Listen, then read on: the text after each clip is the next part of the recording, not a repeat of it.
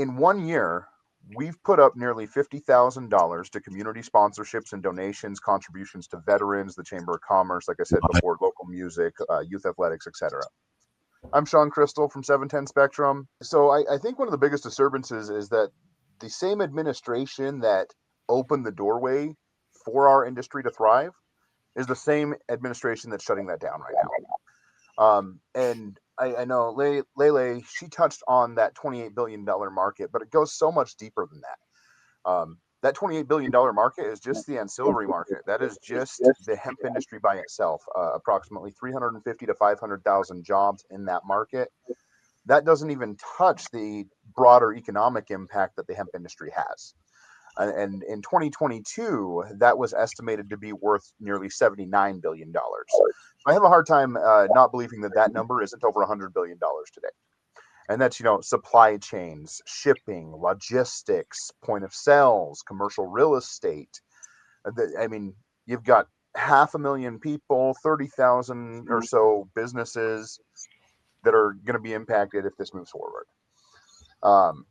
And that's a huge number. That's not something that you just wipe away and don't see a broader economic impact to everything else. So we're actually kind of in a unique situation. We're out here in Idaho, and as most of the country knows, Idaho is probably the harshest regulations on anything cannabis related. In fact, a month after we opened our retail storefront, we were raided by Idaho State Police. They seized 80% of our inventory. We opened our shop on about $4,200 worth of inventory, just to give you a reference, and we dumped everything into it. My wife and I had just both lost our jobs of 5 to 6 years.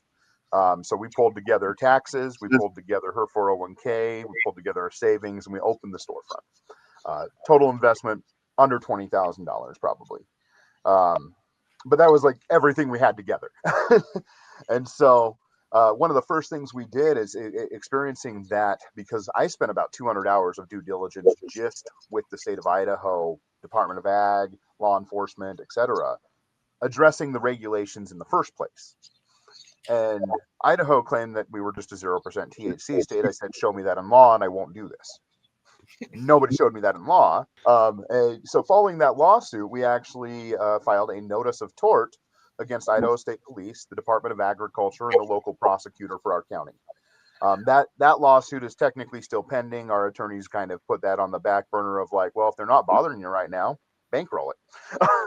And so we've just been running our business in faith since day one, and we've continued to run our business in faith. In fact, the same day that these or the sneak into the funding bill came into play, we put a down payment on an LED sign for our business so that we could get more exposure finally.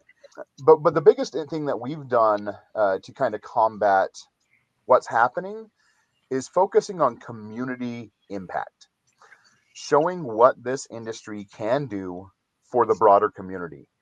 When we opened the doors, I did honestly expect in Idaho that my class, my people that were going to be paying the bills, was going to be more of the degenerate crowd. And I don't mean that necessarily in a bad way. I was a young degenerate too, and I grew out of it. But that has certainly not been the case. I'd say 80% to 90% of our clientele is the working class, the business class, the fellow business owner, the churchgoer, the doctor, the lawyer, etc. And so we've pushed back heavily into our community by sponsoring our local Chamber of Commerce, sponsoring local music, youth athletics, doing things that everybody in Idaho told me was impossible. I once had a judge tell me if I ever wanted anything to do with cannabis in Idaho, move out of Idaho. We've attended stuff like the local policeman's ball as a table sponsor. We've been at our political events as platinum sponsors. We're putting up money that I never thought I'd be able to put up. And one thing that I see from it is that I said at 16 when I first became a cannabis advocate that somebody in Idaho was going to have to put up this kind of money and actually show the benefit that communities can have from this industry. Never in my wildest dreams did I believe that it was going to be me. And I think that's the thing that as an industry, we need to do most. We need to grow up.